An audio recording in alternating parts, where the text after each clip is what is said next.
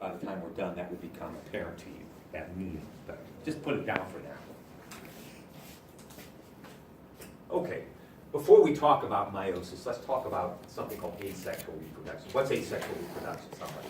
Self-reproduction? Okay, self-reproduction. There's no exchange of sperm and egg between two individuals.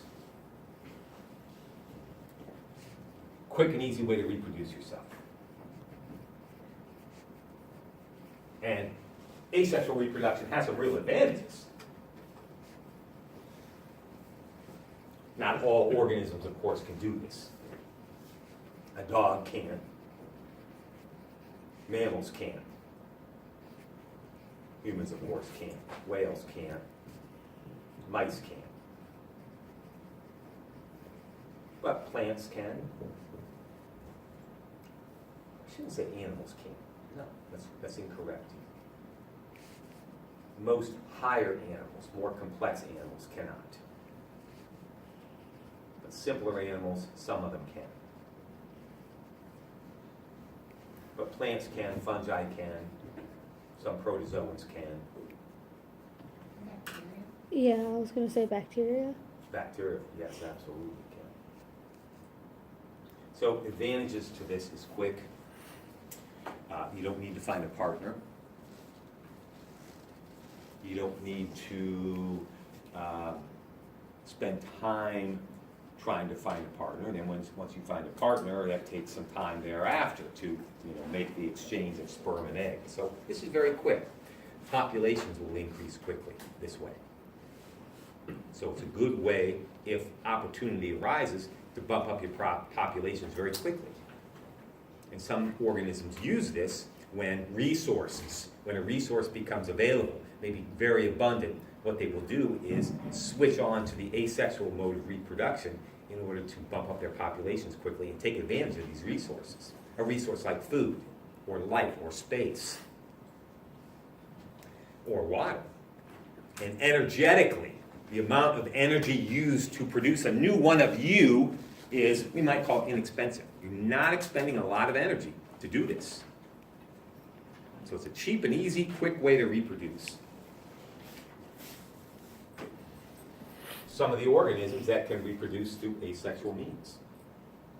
Protozoans. Some plants. So it's a spider plant here. Maybe you'll have a spider plant. It's a very common house plant. But from time to time, they will produce these, I don't know, some people call them babies, right off the main parent plant. Each one of these is genetically identical to the parent plant, but asexual reproduction. So all you have to do if you want a new spider plant, just pluck one off, stick it in the soil, and it'll start to grow. Or strawberries, if you know strawberries. They send out these above ground stems called runners. And where the runner touches the ground, you have a little node, a little area of cell division. It's called a node, and you get a new plant. Aphids. You can see an aphid, one of the handful of insects that can reproduce through asexual means. Here's an adult giving birth to a young. It's all done asexually. There's no exchange of sperm and egg. Now, can these organisms go the sexual route? Yes, they can. Yes, yes, yes, and sort of. So they can go both ways, sexually reproducing or asexually reproducing, depending on the circumstances. Sponges can do it. Sponges can reproduce asexually by what we call budding, B-U-D-D-I-N-G. You can see all the little buds here on the sponge. These are all clones of, looks like the parent is right here, as best as I can tell. They're all clones, genetically identical. Likewise with coral. Coral can reproduce through sexual means, but asexual means too. Each one of these little divisions here is called a corallite, probably asexually reproduced. Here's another one, gladiolus. I'll show you gladiolus in just a second. Gladiolus is a very lovely, wonderful plant. These little things right here are called bulbets that the parent bulb or the parent plant produces, but each one of these genetically identical to the plant that produced them. So on this one, I can see probably 8 or 10, no, probably more like 20 little clones attached to it.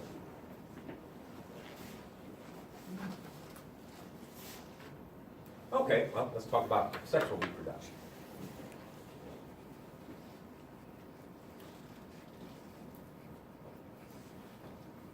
So with sexual reproduction, sperm and egg are exchanged between two individuals.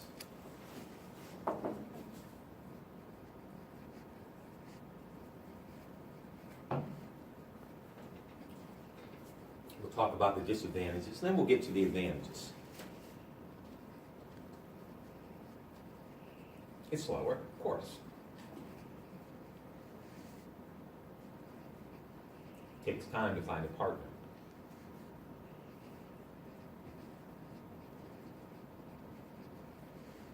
Two individuals have to find themselves, so to speak.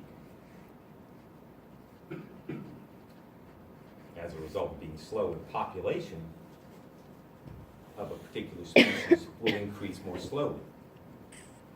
That's not always good, especially if resources are abundant. And energetically, very expensive.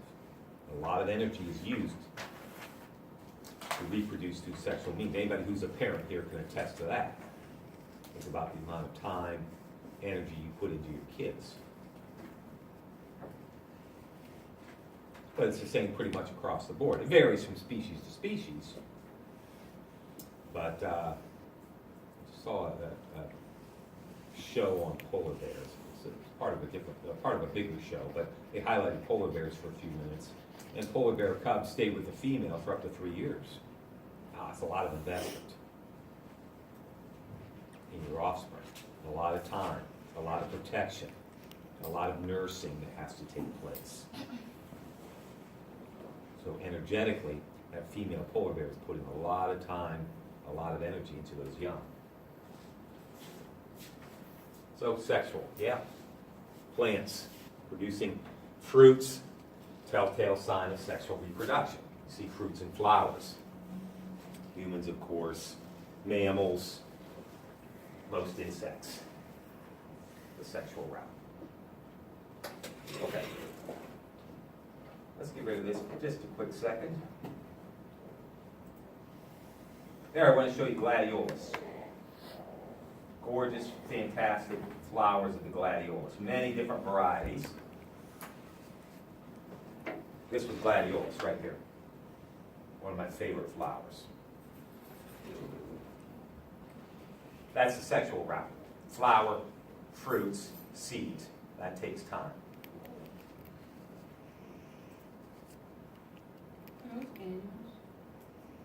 No, the perennials.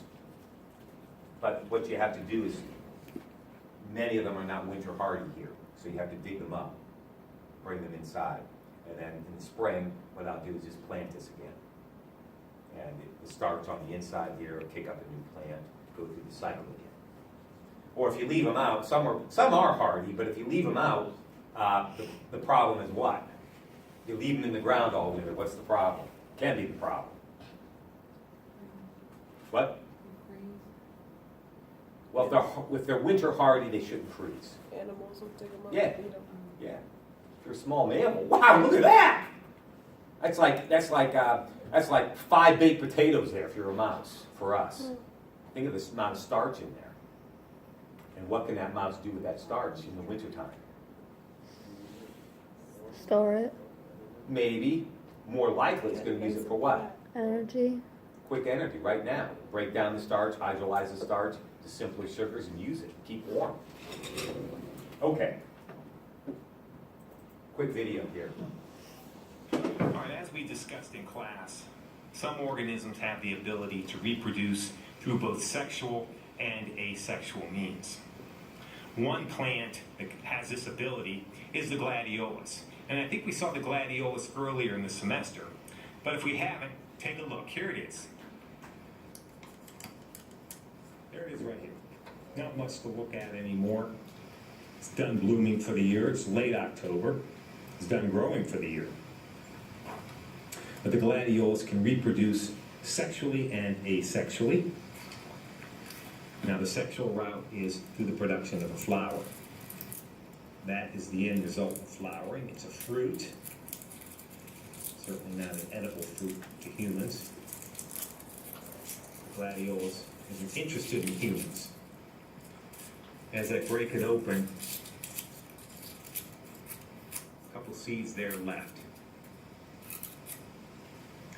Well, the seeds are very lightweight and papery, and they can be they are dispersed by the wind. So that's the sexual route. Takes a while. The plant has to produce flowers. Here's another fruit here. It has to produce flowers, pollen, eggs. It has to get pollinated, fertilized. It's a long process. The quick route is asexual. Let's go down here. Pull one of these out. No, that didn't work. Let's pull this one. There we go. There's the corm. Now the corm is the starch storage structure of the gladiolus. That carpass. The starch storage structure of the gladiolus. And it's this starch in the corm here that will allow the plant to resume growth next year when that starch is broken down, when it is hydrolyzed, and that starch will be broken down and made into simple sugars and fuel growth. All right, who cares about that? We've talked about that already. Take a look here. All these little white structures here are what we might call bulbets. Tiny little corms that just haven't attained the size of the parent plant here. But the point is, each one of these is a clone of the parent plant, genetically identical. So look at all the clones this plant has produced. And as I'm doing this, I'm dropping them down into the soil, and these are going to start growing next year. So that's a quick way to reproduce. You don't need a partner. You don't have to produce flowers, fruits, seeds, none of that. Quick and easy way to get the job done. Unfortunately, each of these bulbets is an exact copy of the parent plant. And there's a real downside to that. Okay, that downside we'll talk about. All right. What happened here? Let's go down. Okay, let's talk about meiosis. This is going to be the abbreviated look at meiosis. It's kind of a long process, and I'm not sure the value of running through all the stages of meiosis. What I want from you is for you to understand the big picture here. Meiosis has a special spot in my heart. When I was interviewing to teach here, the faculty wanted me to give a lecture on meiosis. That was the topic, the teaching sample. Talk about nervous situation. Pardon me? When they're interviewing teachers, they choose very random Yeah. topics. Yeah, it was nervous situation for me because, everybody's sitting there just looking for a mistake. Just say something wrong. Please say something wrong. Oh, well, I fooled them. The joke was on them. Just like it's going to be tonight about 8 o'clock. Pardon me? You have one guy doing the research on the computer. Yeah, exactly. Give us a reason not to hire you, please. It's going to be a real nervous situation tonight at 8 o'clock when the Game 7 starts. Oh, God.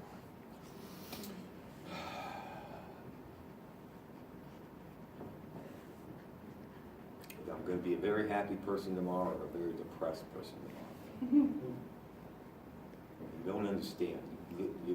Most of you are probably Boston fans, and You know what championships are like. If you're a Cleveland fan, you don't know that. I've been an Indians fan all my life. I've never experienced a championship of Indians. Anyway, I digress. I apologize. Okay, so here's the deal with meiosis. Meiosis is a process whereby what we call diploid cells are converted to haploid cells. Diploid and haploid. Good matching question there for another exam, right? Meiosis on the left, on the right, somewhere in that mix, cells, diploid cells converted to haploid cells. Boom, there. Anticipation. Okay, a cell that is diploid, and it's written like this, abbreviated like this, quick and easy way to write, 2N. These cells contain two sets of chromosomes, one from each parent. One from the male, one from the female. So in humans, nearly all the cells of our body are what we call diploid, or somatic cells, body cells, sometimes called somatic cells, are diploid. So cells of my tongue, yes, diploid. Cells of my pinky finger, yes. Cells of my calf muscles, yes. Cells of my liver, yes.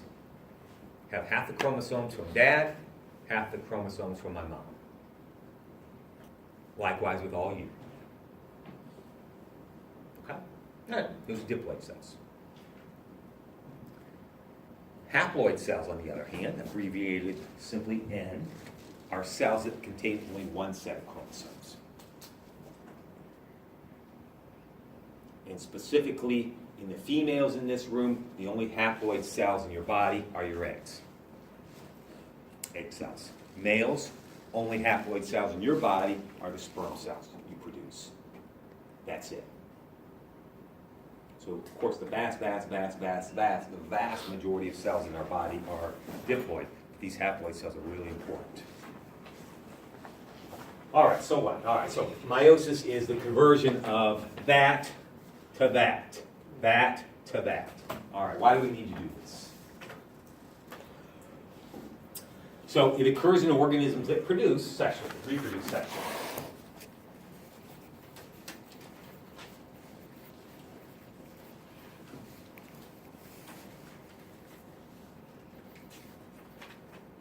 So any organism that reproduces sexually. A mouse, a dog, a giraffe, a hippopotamus, a gladiolus plant, a strawberry plant. Fungus. Some fungi. And it's not true sperm and egg that are produced. It's a form of